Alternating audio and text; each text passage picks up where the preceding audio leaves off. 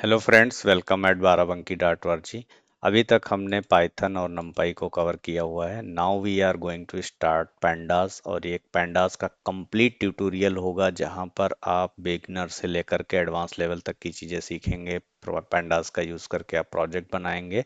तो हमारा जो सबसे पहला मॉड्यूल है, इस मॉड्यूल में हम बात करेंगे कि पैंडास क्या है, फिर पैंडास के फीचर्स क्या हैं, कहाँ पर यूज करते हैं, इसका आर्किटेक्चर क्या है। तो let's start with the things. सबसे पहले हम यहाँ पे स्टार्ट करते हैं पैंडास की बेसिक एनालॉजी से कि क्या चीज़ें होती हैं। तो अगर हम बात करें पैंडास की, तो सबसे पहले हमें सोचना चाहिए कि जब हम बात करते हैं डेटा की, तो हमारे पास डेटा डेटा हमारे पास कोई भी, या तो वो रॉ फॉर्मेट में होगा या फिर वो प्रोसेस डेटा होगा। तो रॉ फॉर्मेट में डेटा हो या प्रोसेस डेटा हो, उस डेटा के ऊपर हमें बहुत सारे ऑपरेशन परफॉर्म करने होते हैं।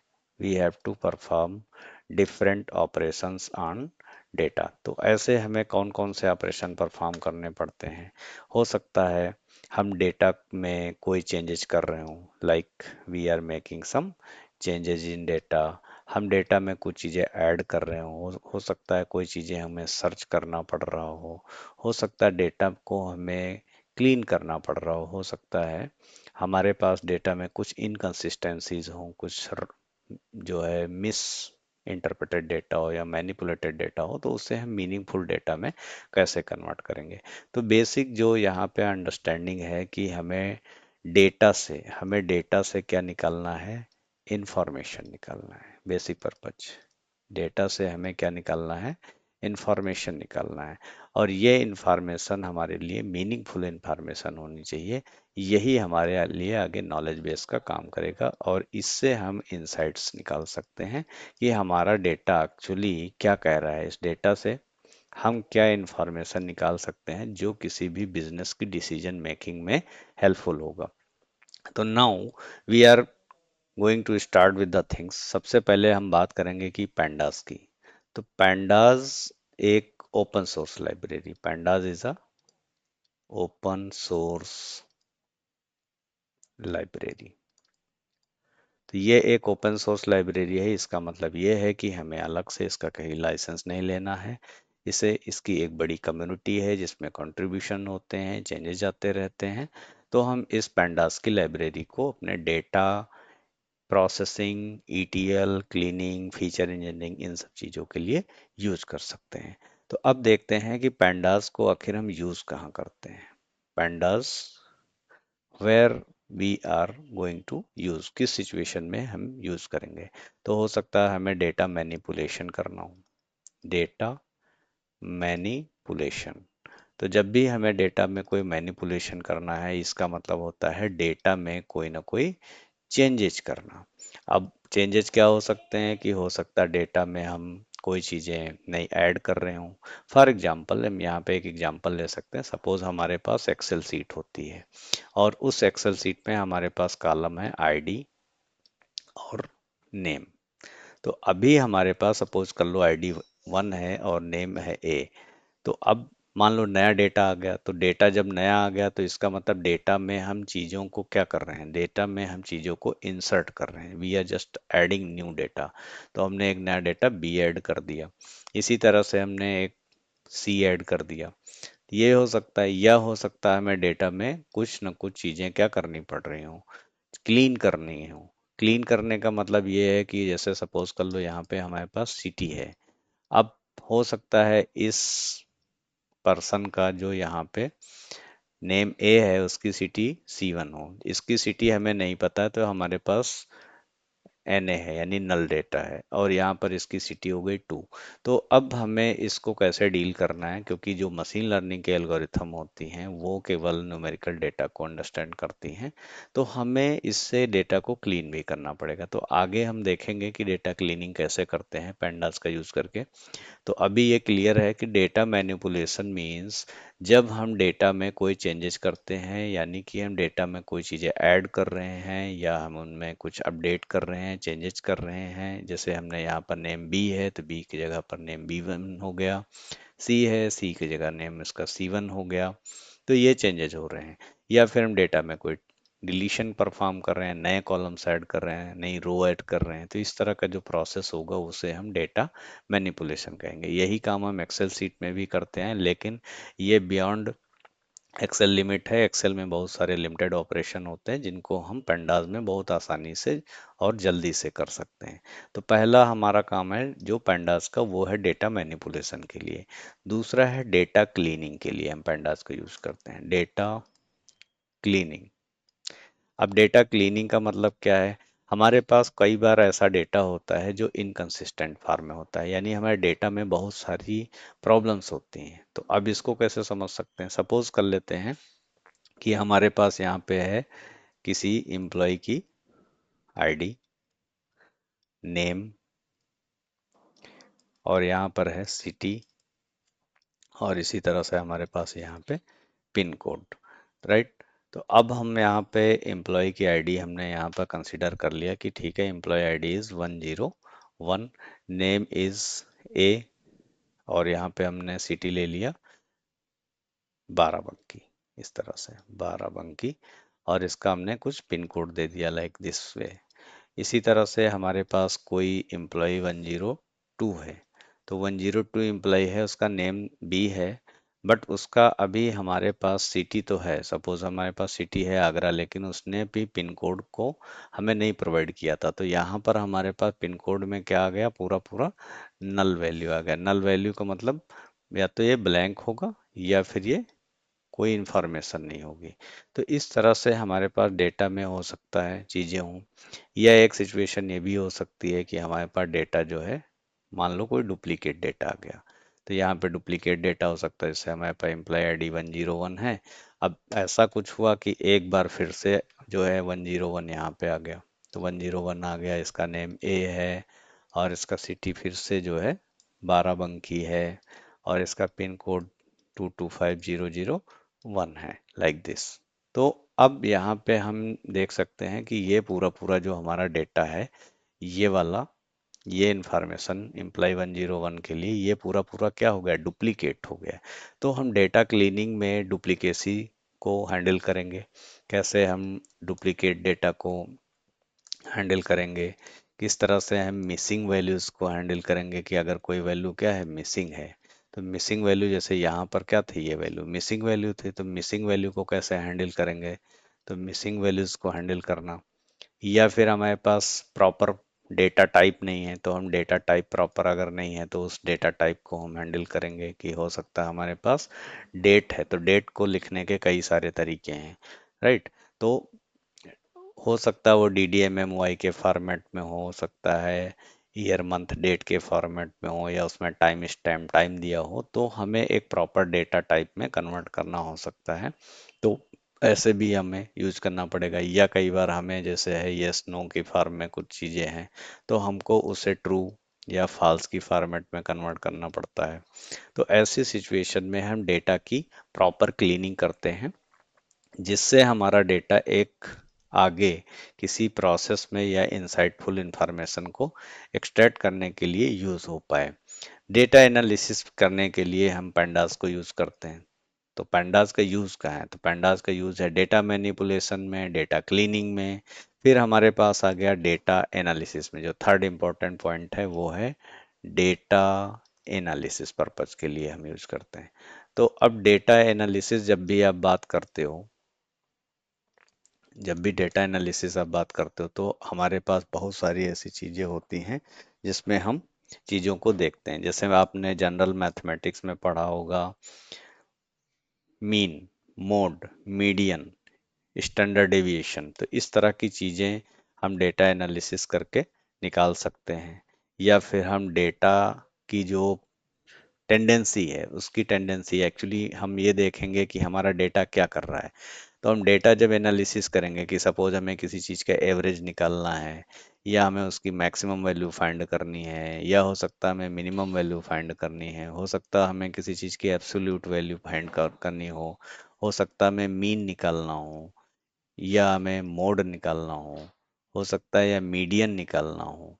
तो इस तरह से हम अलग अलग कामों के लिए डेटा एनालिसिस करने के लिए हमें देखना पड़ेगा कि हम किस तरह से स्टैटिस्टिकल मेथड का यूज कर पा रहे हैं, स्टैटिस्टिकल मेथड। और हम स्टैटिस्टिकल मेथड का यूज करके स्टैटिस्टिकल समरी भी क्रिएट कर सकते हैं। तो हम जब स्टैटिस्टिकल मेथड्स का यूज करेंगे तो इस तरह से स्टैटिस्टिकल समरी भी हम कर पाएंगे।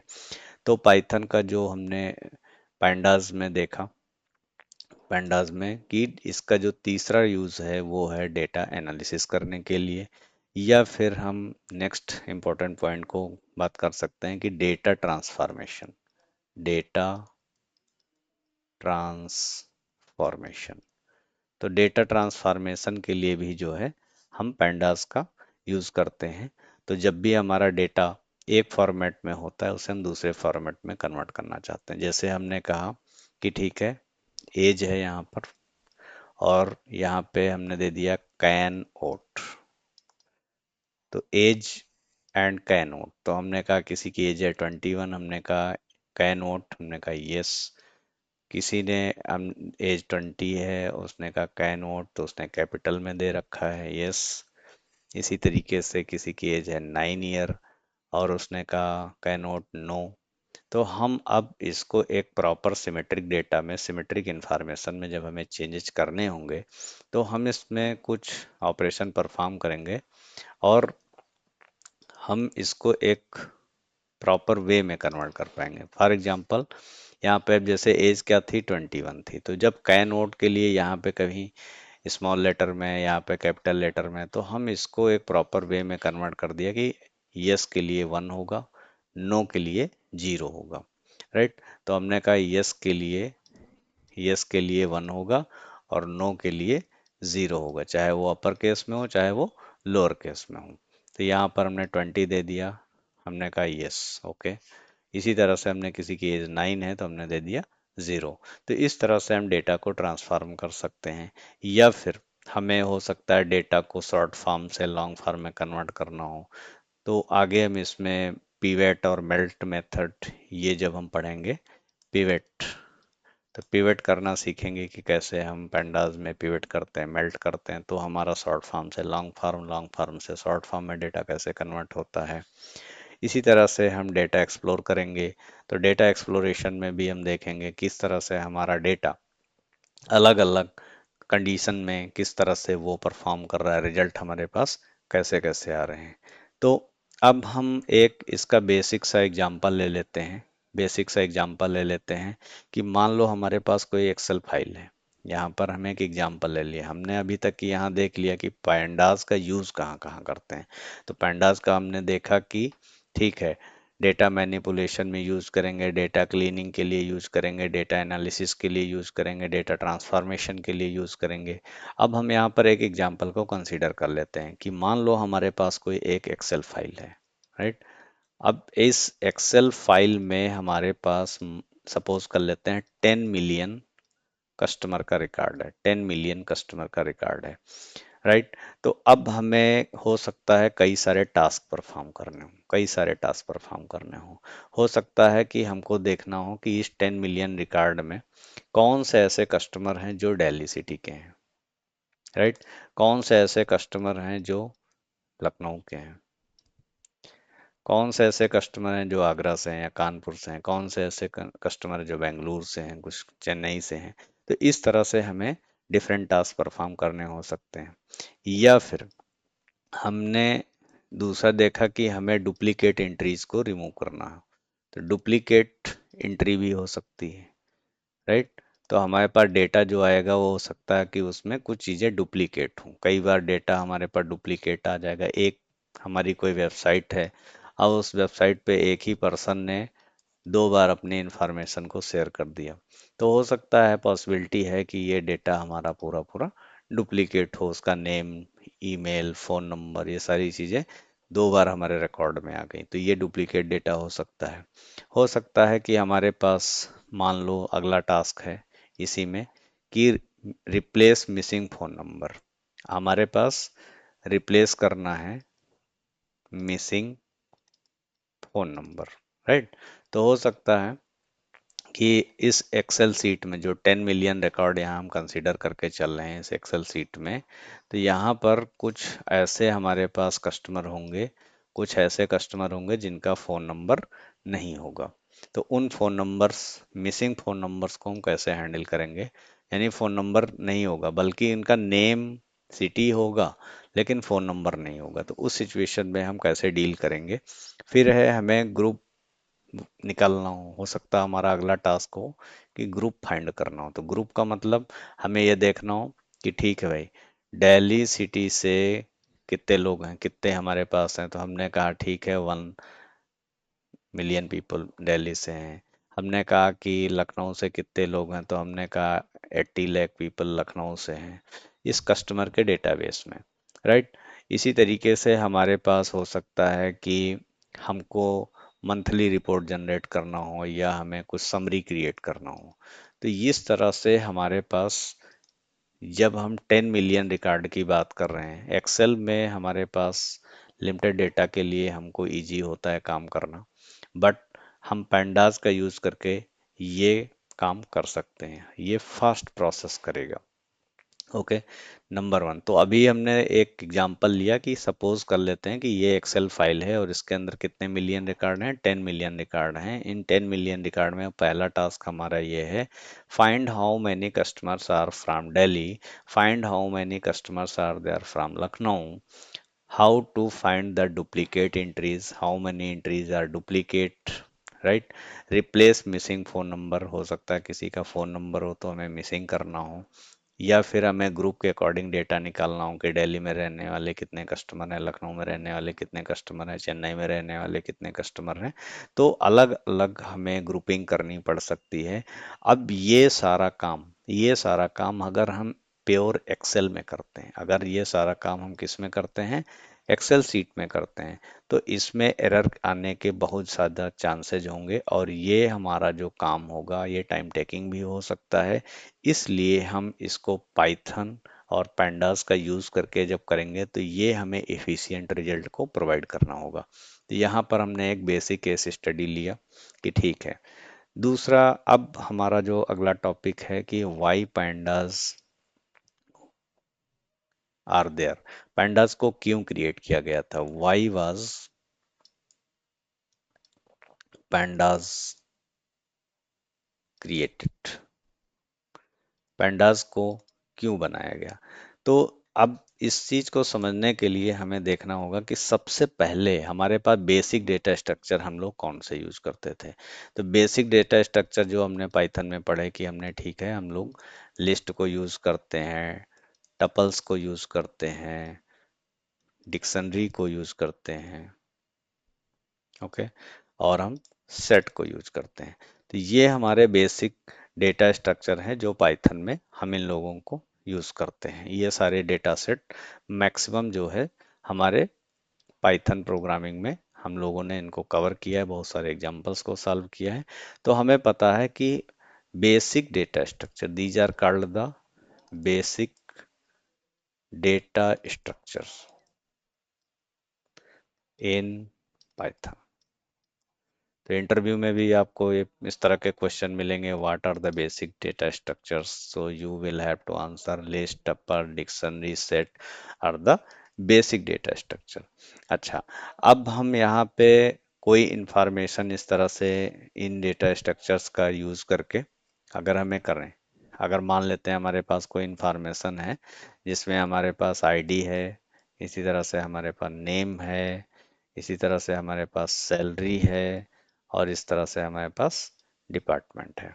तो अगर हम इस तरह से इंफॉर्मेशन को रख रहे हैं तो हमें हो सकता है कि नेस्टेड इंफॉर्मेशन रखना पड़े, या कई बार हमें फिल्टर करना या इनको हैंडल करना टिपिकल हो। तो इसलिए इन सारी चीज़ों को इन सारी चीज़ों को आसानी से हैंडल करने के लिए हम पैंडाज में डेटा फ्रेम होता है, पैंडाज में हमारे पास क्या होता है, डेटा फ्रेम। तो जो डेटा फ्रेम होगा वो कंप्लीटली एक्सेल की सीट जैसे हमारे पास रो और कॉलम होते हैं उसी फॉर्मेट में हमारे पास यहाँ पे चीजें हैं कि हमने सपोज कर लिया ID is 101, name is Alex, salary is 50,000, department IT 102 J, salary is 80,000, department is HR. तो इस तरह से हमारे पास अगर कोई बेसिक डेटा स्ट्रक्चर की इंफॉर्मेशन है तो हम उसको डेटा फ्रेम में भी यूज कर सकते हैं। यानी ये हमारा एक्सेल का एक पूरा फॉर्मेट है और इस एक्सेल के फॉर्मेट को ही हम यहाँ पे डेटा फ्रेम में यूज करेंगे। बस ये है कि यहाँ पे हमारे पास जो डेटा की क्वांटिटी होगी वो कम हो सकती है, जिसे हम एक्सेल में ज़्यादातर डे टू डे लाइफ में यूज़ करते हैं। लेकिन जब हम बात करेंगे डेटा फ्रेम की तो हमारे पास बहुत सारा डेटा होगा। 1 मिलियन रिकॉर्ड हो सकता है, 2 मिलियन रिकॉर्ड हो सकता है, 10 मिलियन रिकॉर्ड हो सकता है। तो इन सब डेटा फ्रेम को यूज करके हमको फिल्टर करना, यानी फिल्टरिंग की जो प्रोसेस है दैट विल बी इजी। बहुत ही आसान होगी कि हमें किसी की सिटी फाइंड करना हो, एक पर्टिकुलर रेंज में हमें चीज़ें निकालनी हो, किसी पर्टिकुलर कैलकुलेशन के बेस पे चीज़ें हमें निकालना हो, तो ये डेट पेंडाज में काम करना आसान है रादर देन एक्सेल। इसी तरीके से हमें जैसे डेटा की सॉर्टिंग करनी है तो सॉर्टिंग हमें सिंगल कॉलम पे करना, मल्टी कॉलम पे करना है, या हमें डेटा का एग्रीगेशन करना है या ग्रुपिंग करनी है, तो ये सारे टर्म्स अभी आपको हो सकता है नए लगें। लेकिन जैसे जैसे हम कोर्स में आगे बढ़ेंगे आपको ये चीज़ें क्लियर होती चली जाएंगी। तो डेटा फ्रेम बेसिकली हम ये कंसीडर कर सकते हैं कि जैसे हमारे पास टेबुलर फॉर्मेट में एक्सेल में रो और कॉलम फॉर्मेट में डेटा हो सकता है, उसी तरीके से हमारे पास यहाँ पर डेटा फ्रेम में डेटा होता है। तो अब ये चीज़ हमें क्लियर हो गई कि पेंडास को हमने बनाया क्यों बनाया गया था, क्योंकि एक्सेल में और इन सब बेसिक डेटा स्ट्रक्चर में काम करने के अलावा हमने देखा कि कुछ चीज़ें इसमें टिपिकल हैं, कुछ डिफ़िकल्टीज़ हैं, तो उन डिफ़िकल्टीज़ को पैंडाज में सॉल्व किया गया, जिसमें हमारे पास इनबिल्ड मेथड हैं, बने बनाए मेथड हैं, और हम उनको आसानी से यूज़ करके अपने प्रोसेस को कंप्लीटली कर सकते हैं। नेक्स्ट है कि पैंडा, आखिर पैंडाज क्यों इतना पॉपुलर है, why panda is so popular, why is pandas so popular, इतना पॉपुलर आखिर क्यों हो गया इतने कम टाइम में, पैंडास क्यों पॉपुलर हो गया। तो सबसे पहली चीज़ है कि कोई भी अगर लाइब्रेरी है या कोई भी प्रोग्रामिंग लैंग्वेज है, अगर उसके सिंटैक्स इजी हैं, तो यहाँ पर यही बात आई कि इजी सिंटैक्स इजी सिंटैक्स होने के कारण पैंडास को कोई भी यूज कर सकता है, आप इसको बहुत जल्दी सीख सकते हैं। दूसरी चीज है कि हाई परफॉर्मेंस। जब भी हम बात करेंगे पैंडास की तो ये बात हमारे मन में आएगी कि अच्छा, जब हमारे पास डेटा बहुत तेजी से ग्रो कर रहा होगा, डेटा जो होगा हमारे पास मिलियंस ऑफ रिकॉर्ड होंगे, बहुत ज़्यादा रिकॉर्ड होंगे, तो हमें यहाँ पर देखना होगा कि ठीक है, ये हाई परफॉर्मेंस का प्रोसेस करना है। तो हाई परफॉर्मेंस का प्रोसेस करना है, डेटा हमारे पास ज़्यादा है, उसके लिए पैंडास यूज़ करेंगे। लेकिन एक इम्पॉर्टेंट थिंग, पैंडास जो हमारा है, पैंडास जो है ये टॉप ऑफ नंपाई बना हुआ है, यानी कि इसमें नंपाई इंटरनली यूज होता है। पैंडास में इंटरनली जो है नंपाई यूज होता है। तो नंपाई को हमने देखा था कि ये प्रोसेसिंग के लिए बहुत ही फास्ट है। इसी तरह से हम वेक्टराइज्ड ऑपरेशन परफॉर्म कर सकते हैं। तो आगे आप यहाँ पे देखोगे कि वेक्टराइज्ड ऑपरेशन कैसे परफॉर्म किए जाते हैं, क्या इसका मतलब है। दूसरी चीज, पैंडास जो हमारा है वो डिफरेंट डेटा सोर्सेस से डील करता है, यानी डिफरेंट डेटा को डील कर सकता है। अब यहाँ पे पैंडा यानी कहने का मतलब है पैंडा सपोर्ट किन किन चीज़ों को करता है। तो मान लो अगर आप काम कर रहे हो CSV फाइल में, तो CSV को भी ये पैंडा सपोर्ट करता है। अगर हम काम कर रहे हैं एक्सेल में, तो एक्सेल के डेटा को भी हम पैंडाज में यूज कर सकते हैं। हमारे पास जेसन में है डेटा, जावास्क्रिप्ट ऑब्जेक्ट नोटेशन, तो जेसन फॉर्मेट में अगर डेटा है तो उसे भी हम पैंडाज में यूज कर सकते हैं। हमारे पास सीक्वल डेटाबेस अगर है तो सीक्वल डेटाबेस को भी हम यहाँ पे पैंडाज में यूज कर सकते हैं। HTML टेबल्स अगर हमारे पास हैं यहाँ पे, तो अलग अलग हमारे पास डेटा बेस, अलग अलग डेटा, तो HTML अगर हमारे पास है तो HTML टेबल्स हैं, तो उन HTML टेबल्स को भी हम पैंडाज में यूज़ कर पाएंगे। XML में हमारे पास डेटा है तो हम उसको हैंडल कर पाएंगे। अगर हमारे पास क्लिप बोर्ड में डेटा है, राइट, क्लिप बोर्ड में डेटा है तो हम उसे यूज़ कर पाएंगे। पैरक्वेट में डेटा है, पैरक्वेट। तो इस तरह से अलग अलग जो हमारे डिफरेंट डेटा के सोर्सेज हो सकते हैं, यानी हमारे पास डेटा कहाँ कहाँ से आ सकता है। हो सकता है CSV फाइल से डेटा आ रहा हो, एक्सेल में डेटा हो, जेसन फाइल में डेटा हो, या हमारे पास SQL DB, MS SQL या MySQL से डेटा आ रहा हो। इसी तरह से हमारे पास हो सकता है HTML टेबल्स हो, XML में डेटा हो, क्लिपबोर्ड में हो या पैरक्वेट में हो।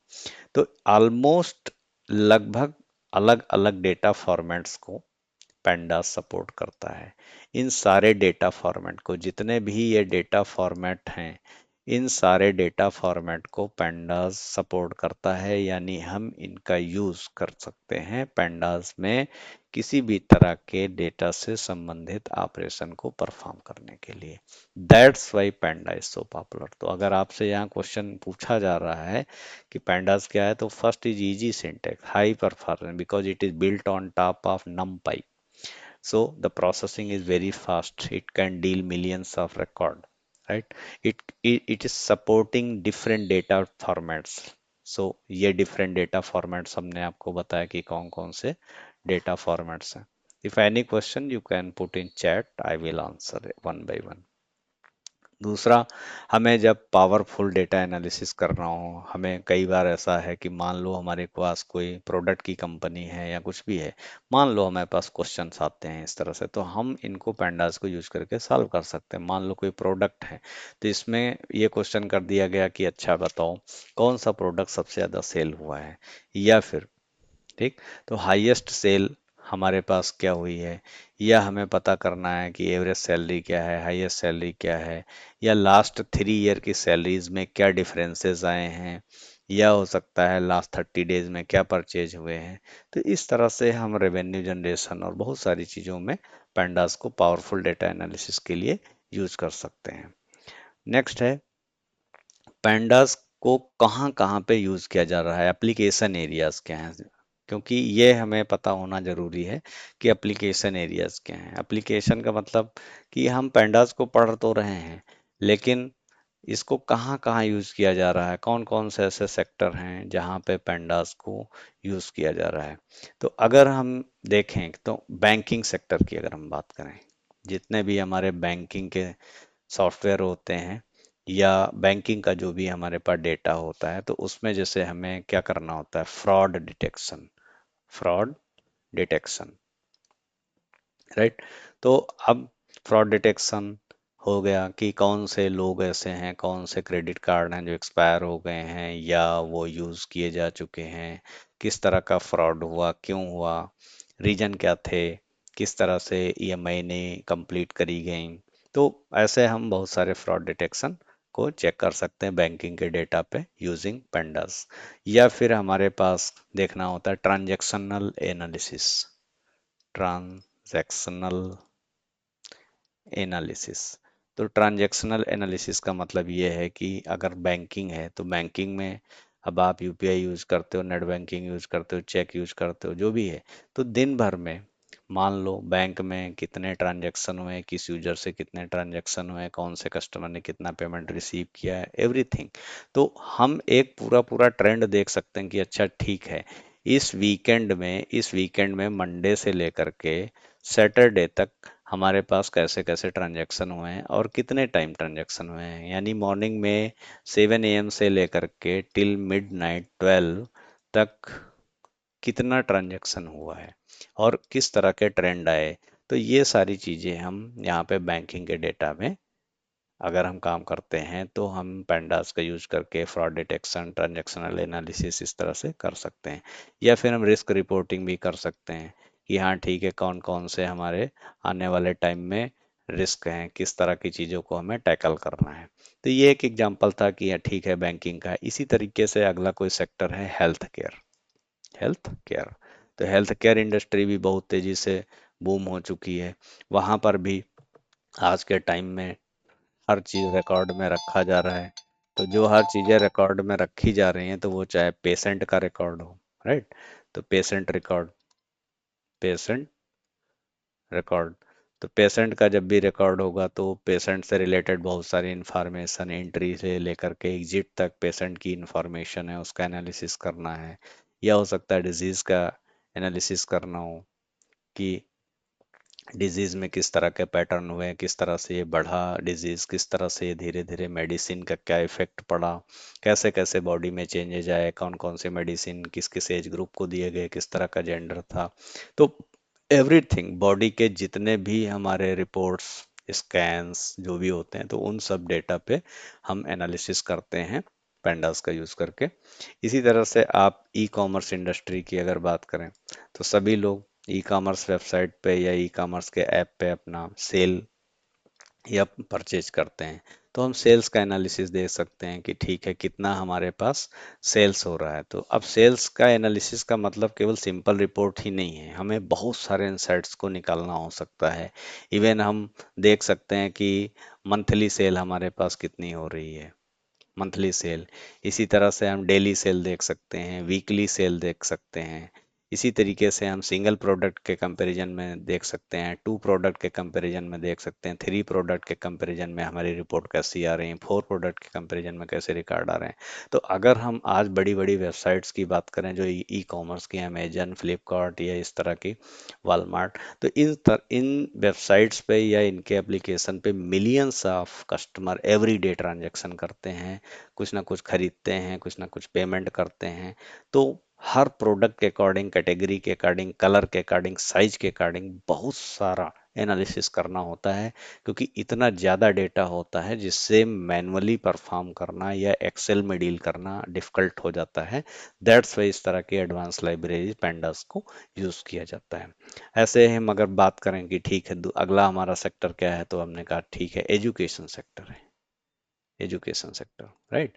तो एजुकेशन सेक्टर में भी हमारे पास बहुत सारा डेटा है जिसमें हम स्टूडेंट की बहुत सारी इंफॉर्मेशन को रखते हैं। हो सकता है हम उनकी परफॉर्मेंस इंफॉर्मेशन रख रहे हो कि स्टूडेंट में लर्निंग का परफॉर्मेंस क्या है, उनका एग्जाम्स हो गए, अटेंडेंस का एनालिसिस हो गया, राइट। तो एवरीथिंग एंट्री से लेकर एग्जिट तक जितने भी यहाँ पे हमारे ट्रैक होते हैं कि एडमिशन से लेकर के exam, assignment, test, performance, growth, training, everything, that data is being analysed. उस सारे डेटा को एनालिसिस किया जाता है और उसके बिहाफ पे फिर बिजनेस जो है डिसीजन लेता है। इसी तरह से अगर हमारे पास नेक्स्ट है मैन्युफैक्चरिंग, तो अगर हम यहाँ पे बात करें मैन्युफैक्चरिंग की, तो मैन्युफैक्चरिंग इंडस्ट्री में कोई भी प्रोडक्ट है तो इसमें हम डिमांड फोरकास्ट एनालिसिस करते हैं कि अच्छा कौन से सीजन में, मान लो हमारे पास कोई प्रोडक्ट, तो हमको ये पता होना चाहिए कि जनवरी में आखिर कितनी डिमांड आने वाली है, फेब में कितनी हमारे पास डिमांड आने वाली है, दिसंबर में कितनी डिमांड थी last year, this year, next 5 year या आने वाले टाइम में। तो बहुत सारी चीज़ें जो होती हैं इसमें टाइम सीरीज एनालिसिस तक की चीज़ें चली जाती हैं, राइट। तो मार्केटिंग का डोमेन हो सकता है इसी तरीके से, मार्केटिंग का डोमेन की कितनी हमारी मार्केटिंग चल रही है, कौन कौन से कैंपेन चल रहे हैं, उनसे क्या लीड्स आ रही हैं, एवरीथिंग।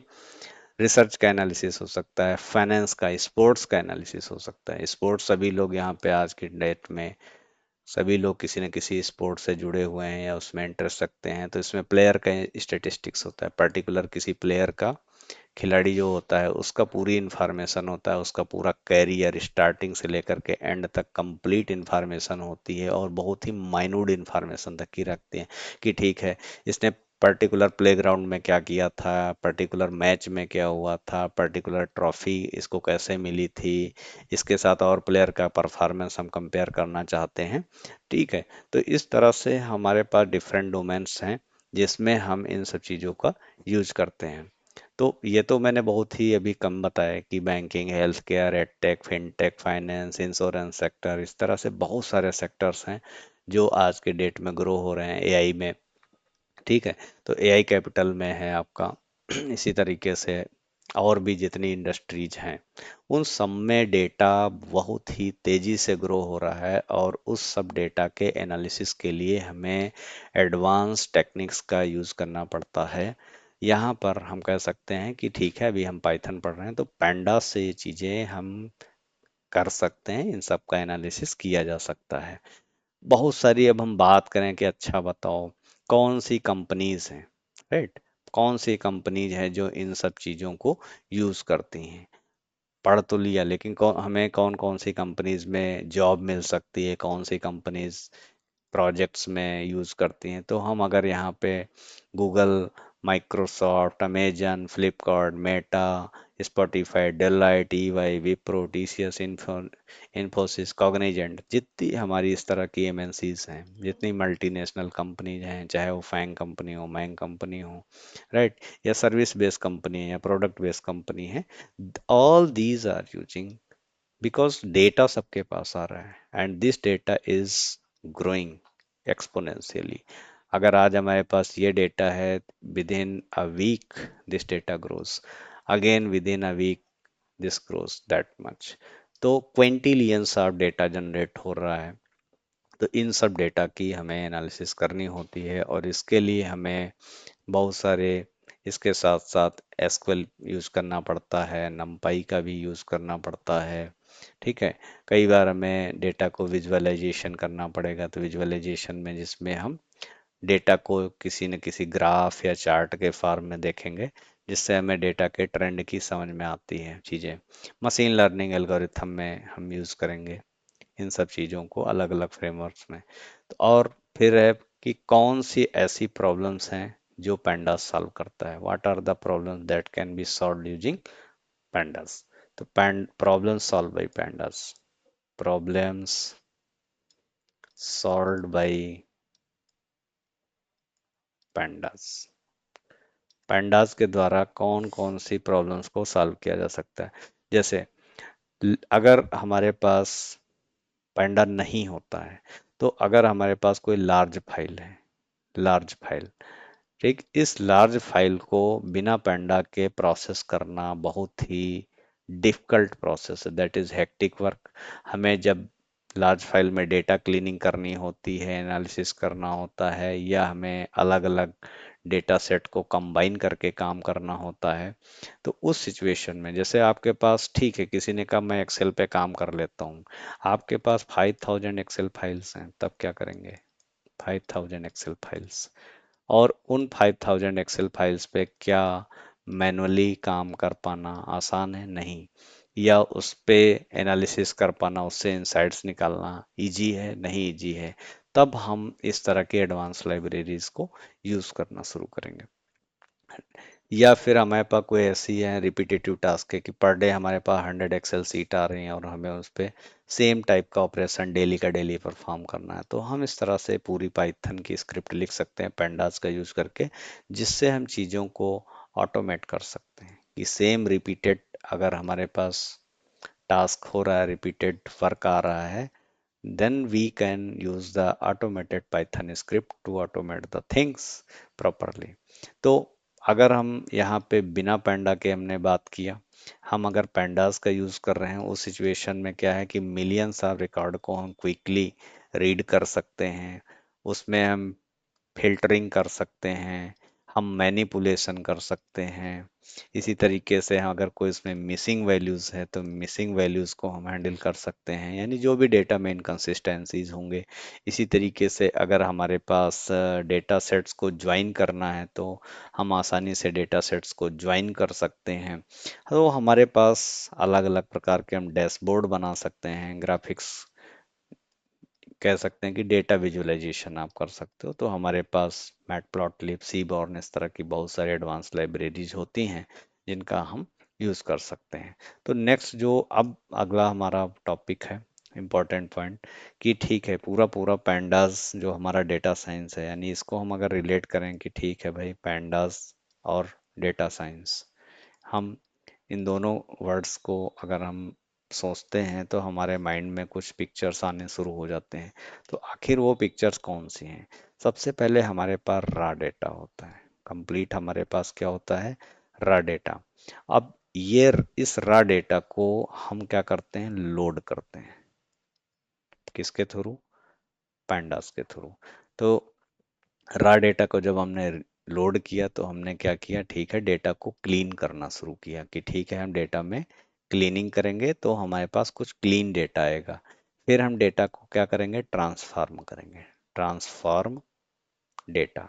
तो हम अपने अकॉर्डिंग, हमें डेटा को ट्रांसफॉर्म करना, जैसे कहीं पे ट्रू या फॉल्स है तो उसके लिए हमने 10 रख लिया, यस नो के लिए हमने कर लिया, जेंडर्स के लिए कर लिया, अलग अलग डेट फॉर्मेट के लिए, तो हम जिस तरह का ट्रांसफॉर्मेशन करना चाहते हैं, तो these are the basic steps.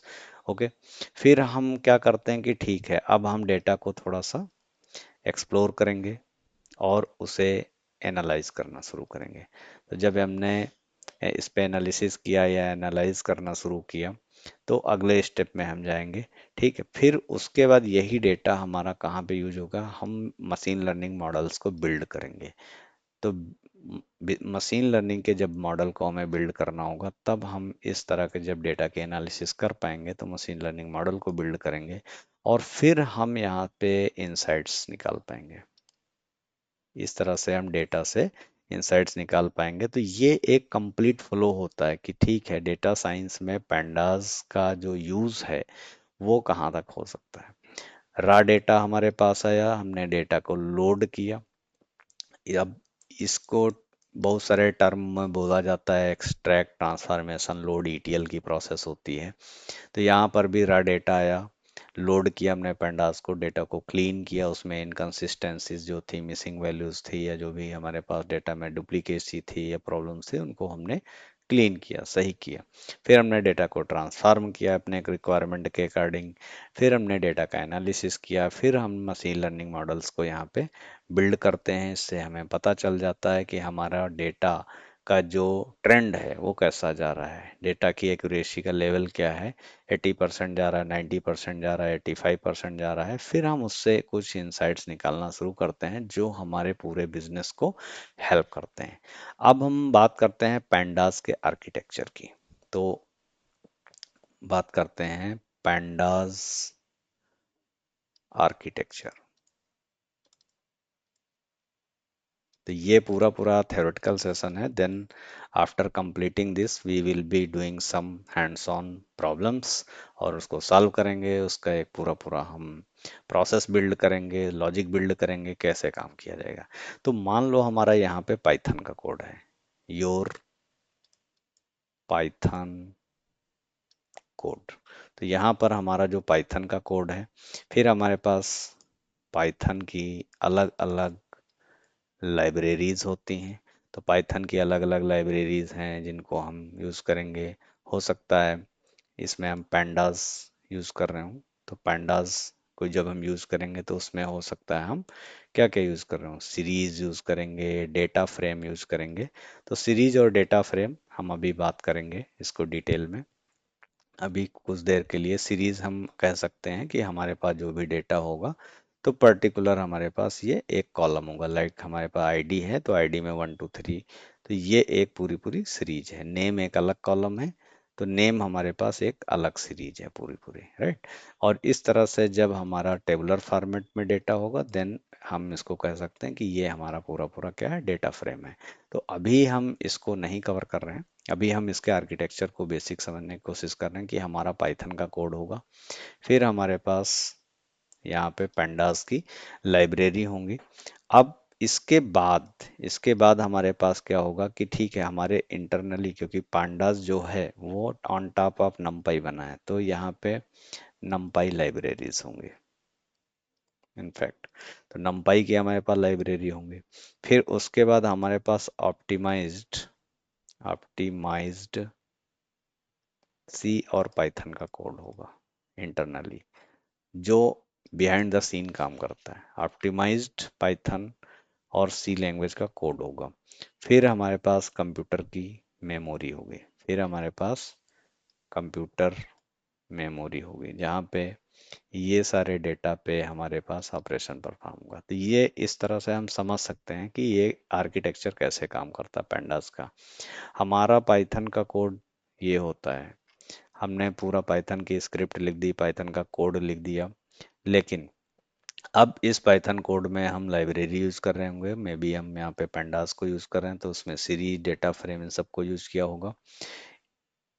pandas on जो बना है ऑन टॉप ऑफ numpy, तो इसमें इंटरनली numpy यूज होगा, और numpy जो है किसके यूज से बना हुआ है, वो ऑप्टिमाइज सी और पाइथन कोड से बना हुआ है। तो इस तरह से ये एक कंप्लीट आर्किटेक्चर है जिस तरह से ये काम करता है। यानी इंटरनली चीजें शुरू होती हैं हमारे इनिशियल ऑप्टिमाइज सी के कोड से, पाइथन के कोड से, और फिर ये numpy देन हमारा pandas। तो ठीक है, अभी तक की तो हमने देखा कि pandas क्या है, कहाँ यूज करते हैं, कौन से इसके एप्लीकेशन एरियाज हैं। अब हम देखेंगे कि ठीक है, पाइथन को हम इंस्टॉल कैसे करते हैं। तो पाइथन का नहीं इंस्टॉल करेंगे, बल्कि पाइथन आप ऑलरेडी इंस्टॉल कर चुके हैं, pandas को इंस्टॉल कैसे करते हैं, हाउ टू इंस्टॉल pandas। तो pandas को इंस्टॉल करने के लिए आप एक कमांड चलाएंगे अपने टर्मिनल में, pip install pandas, then enter कर देंगे। तो ये हमारा विंडोज़ की मशीन पे काम करेगा। इसी तरीके से चाहे अगर हम बैश में काम कर रहे हों या हम जुपिटर नोटबुक पे काम कर रहे हों, तो अगर जुपिटर नोटबुक पे काम कर रहे हैं तो हम लिखेंगे कॉन्डा, यहाँ पे इंस्टॉल pandas। तो अगर हम जुपिटर नोटबुक का यूज़ कर रहे हैं तो हम इस कमांड को यूज़ करेंगे। अगर आप VS कोड इन सब चीज़ों का यूज़ कर रहे हैं तो इसको इंस्टॉल करने के लिए हम यूज़ करेंगे पिप इंस्टॉल pandas। तो इसको हम क्विकली करके भी देखते हैं कि pandas को इंस्टॉल कैसे किया जाता है। तो यहाँ पर मैं एक फोल्डर क्रिएट कर लेता हूँ pandas नाम से, और इसको मैं अपने VS कोड में ओपन कर लूँगा। मैंने visual studio code already install कर रखा है, तो यहाँ पर मैंने इसे VS कोड में ओपन कर लिया। ये हमारी डायरेक्टरी आ गई कंप्लीट, यहाँ पे हम अपने पाइथन कोड्स को रखेंगे। तो इसका हमने नाम रख दिया टेस्ट pandas डॉट पाई, और यहाँ पर हम अपने टर्मिनल में कमांड दे देंगे। तो फर्स्ट टाइम जब ये यूज़ करेगा तो ये एनवायरनमेंट को एक्टिवेट करने में थोड़ा सा टाइम लेता है, जैसे यहाँ दिखा रहा है refreshing poetry environment all that. So let us wait for some time, then we will check. तो यहाँ पे देखो, ये हमारा टर्मिनल ओपन हो गया। मैंने यहाँ पे कंट्रोल F5 से रन करा है। अब मैं यहाँ पे लिखूंगा पिप इंस्टॉल pandas। अगर ऑलरेडी इंस्टॉल है तो हमें पता चल जाएगा कि कौन सा वर्जन है। मैंने यहाँ पे एंटर कर दिया। तो pandas को यहाँ से हम इस कमांड को यूज करके इंस्टॉल करेंगे। अब ये अपनी प्रोसेस को स्टार्ट करेगा। So it is starting, and now already मेरी सिस्टम पे यहाँ पे 25.3 वर्जन इंस्टॉल है। न्यू वर्जन 26.2 अवेलेबल है। तो अगर मैं अपग्रेड करना चाहूँ तो मैं इस कमांड को यहाँ पे चला दूंगा, जिससे हमारा pandas जो है अपग्रेड हो जाएगा। तो हमने इस कमांड को यूज़ किया पिप इंस्टॉल pandas। तो पिप इंस्टॉल pandas को यूज़ करके हमने यहाँ पर इंस्टॉल कर लिया pandas को। अब इम्पॉर्टेंट चीज़ ये आती है कि अच्छा ठीक है, हम इसको अपने पाइथन के कोड में यूज़ कैसे करेंगे। तो हम यहाँ पर इंपोर्ट करेंगे, इंपोर्ट pandas एज pd। तो इस तरह से हम यहाँ पे pandas को किस नाम से कॉल करेंगे, pd के नाम से। तो ये एक हमारा स्पेसिफिक कन्वेंशन है, आप कोई भी नाम इसे pd1 pd2 रख सकते हो, but most of the community जो है इसको इसी एलियास से यूज करती है। अब हमें देखना है कि ठीक है, चेक। ओके, तो यहाँ पर हमने pandas के वर्जन को जो है देखा कि ठीक है, कैसे हमारा pandas का जो वर्जन है वो चेक करेंगे। तो हमने लाइब्रेरी को यूज़ कर लिया, इंपोर्ट pandas एज पीडी, और फिर उसके बाद हमने यहाँ पे पाइथन का वर्जन पूरा पूरा चेक कर लिया। ठीक है, 3.0.2 वर्जन हमारे यहाँ पे अवेलेबल है। ओके, तो अब हम एक सिनेरियो को यहाँ पर लेते हैं और फिर उस सिनेरियो के बेस पे हम pandas में इसका प्रोग्राम बना के देखते हैं। तो फॉर एग्जांपल हमारे पास मान लो कुछ ऐसा डेटा आ गया। उस डेटा में हमारे पास कुछ लोगों का नाम है, राइट। तो ठीक है, अब वो कैसे हो सकता है कि ठीक है, कुछ हमारे जैसे एक्सेल में हम कंसीडर कर सकते हैं कि हमारे पास कुछ लोगों का नाम होगा। तो लेट्स से नेम है, नेम वी कैन टेक। दूसरा हमने यहाँ पर ले लिया एज, और इसी तरह से हमने ले लिया सैलरी। तो ये हमने ले लिया नेम एज सैलरी। तो नेम हमने कंसिडर कर लिया Rahul, age is 23, salary is something 50,000। Second हमारे पास इसी तरीके से है, मान लिया हमने ले लिया Amit, age is 24, salary is 45,000। Then we have Alex, age is 30, salary is 80,000। तो ये हमारा एक, इस तरह से हमें डेटा सपोज कर लिया कि कोई हमें बनाना है किसमें, पेंडास में। तो इस डेटा को हमने अभी कंसीडर किया है, वी हैव जस्ट एज्यूम्ड कि हमारे पास इस तरह का कोई डेटा है अभी, जिसमें हमारे पास कितने लोगों का रिकॉर्ड है, 3 रिकॉर्ड है हमारे पास में, 3 रिकॉर्ड हैं इस तरह से। तो हम इस डेटा को पेंडास में जब यूज करेंगे तो हम यहाँ पे एक वेरिएबल क्रिएट कर लेंगे, डेटा इक्वल टू, और फिर हम इसको एज अ डिक्शनरी के फॉर्मेट में यहाँ पे डेटा को रखने की कोशिश करेंगे। तो डिक्शनरी जो होती है वो हमारी किस में होगी, करली ब्रेसेस में होगी। तो करली ब्रेस में हमारे पास सबसे पहला जो वेरिएबल है की है, तो हमने यहाँ पर ले लिया नेम, और फिर हमने यहाँ पर दे दिया नेम में हमने लिस्ट में रख लिया।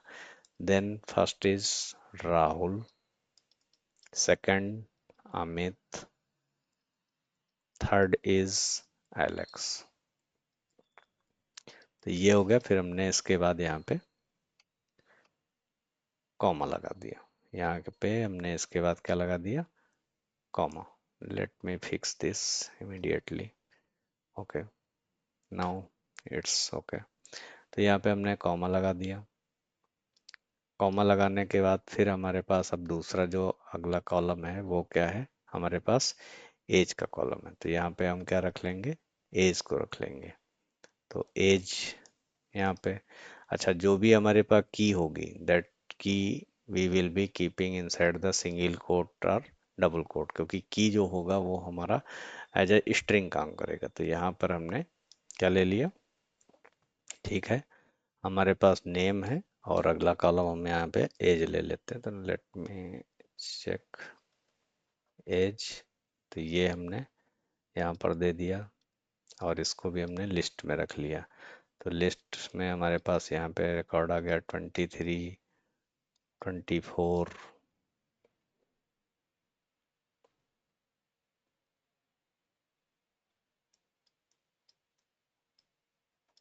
Something is problem, so let me directly create in visual studio code.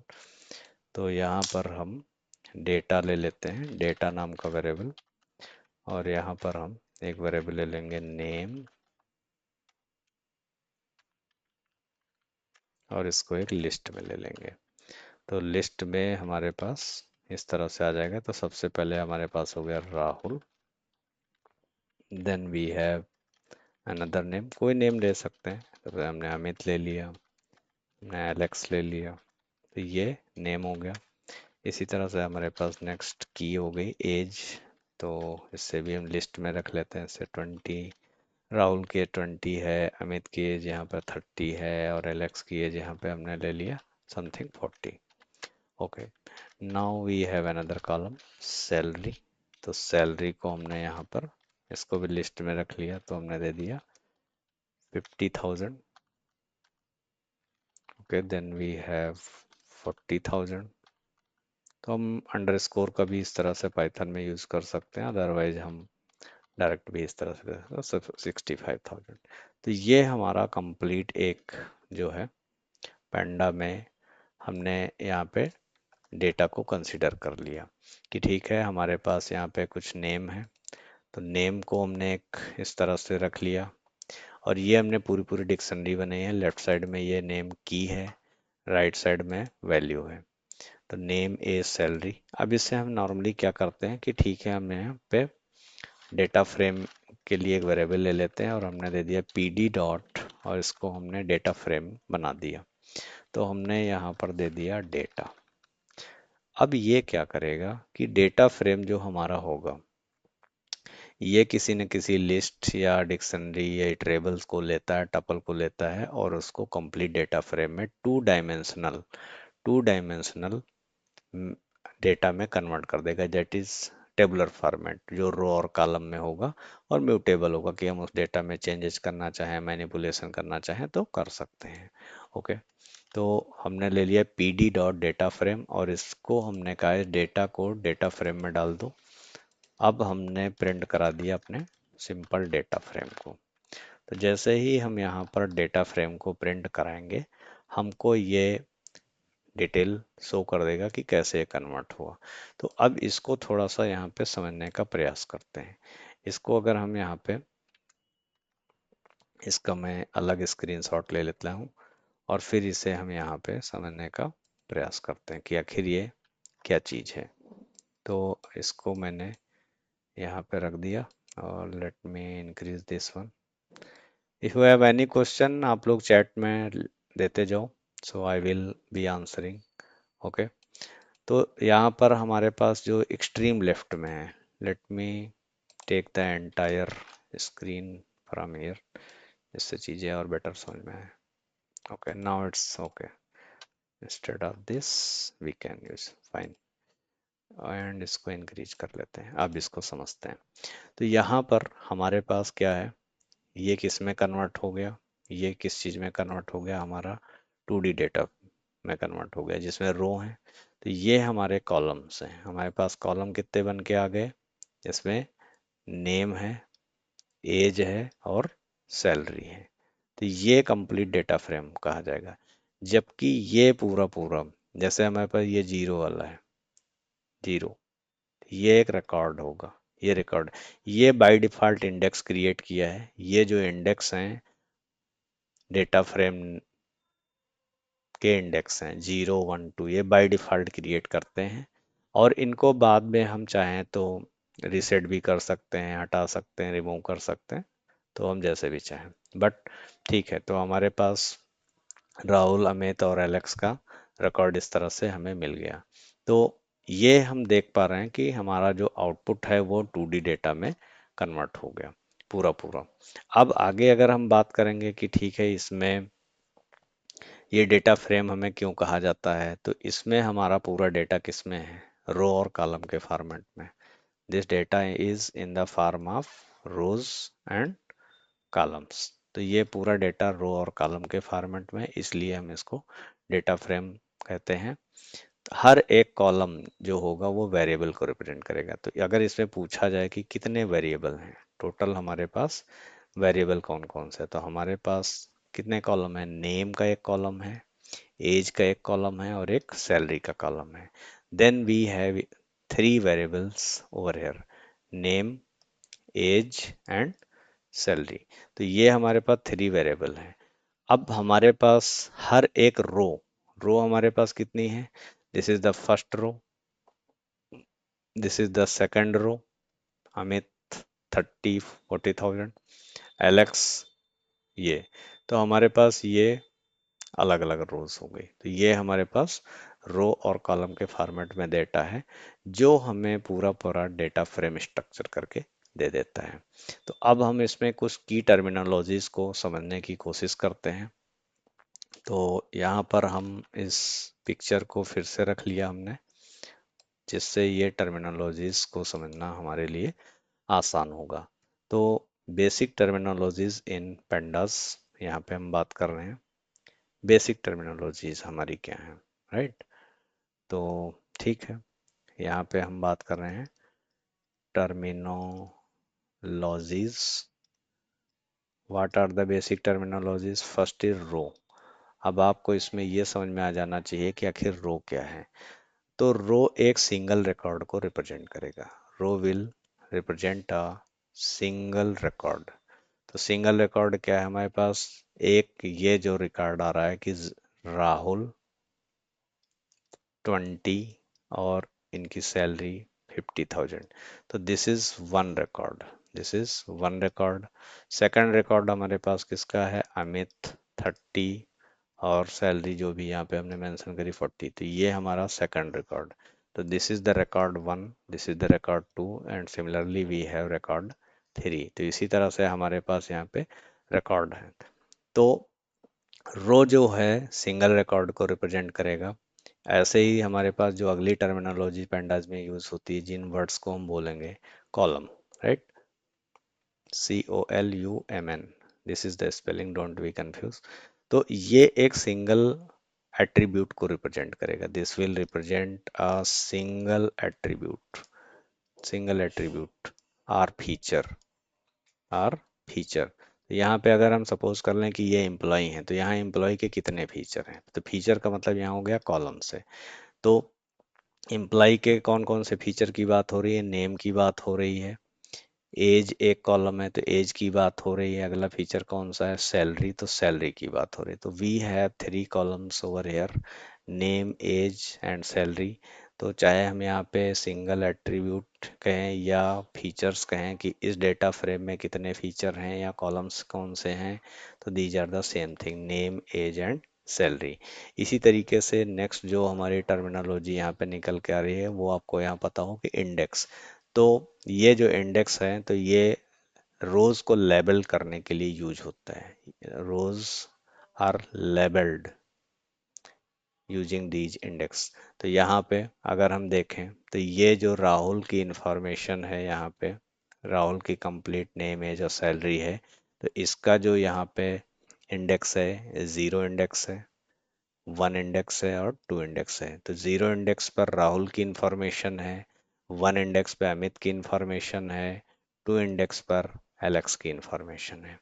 तो ये टर्मिनोलॉजी में आपको रो पता होना चाहिए, कॉलम पता है, इंडेक्स है। Next fourth thing that is the data frame.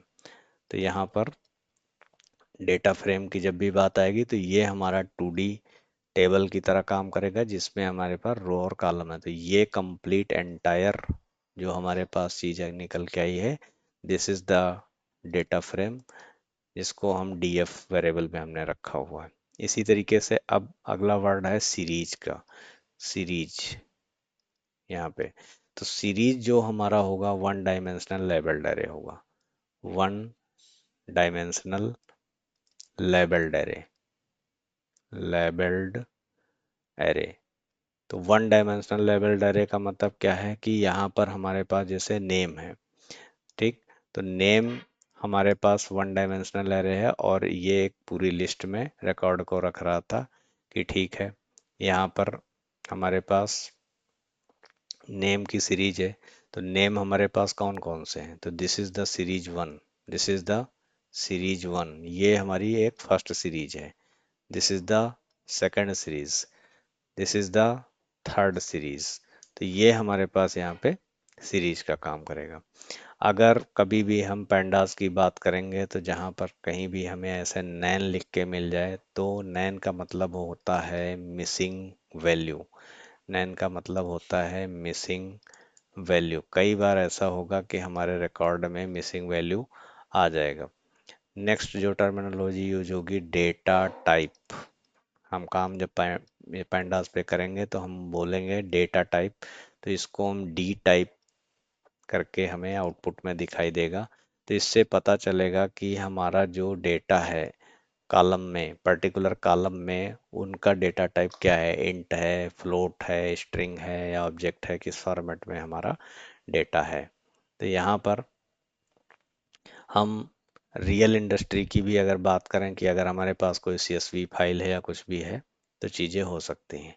अब कॉमन मिस्टेक्स क्या है? अगर हम बिगिनर हैं मान लो तो हम क्या मिस्टेक्स कर सकते हैं कि व्हाट मिस्टेक्स, ठीक है? कॉमन मिस्टेक्स, कॉमन मिस्टेक्स हमने अभी इस नया नया पेंडास को पढ़ना शुरू किया, क्या क्या हम कॉमन मिस्टेक्स यहाँ पे कर सकते हैं।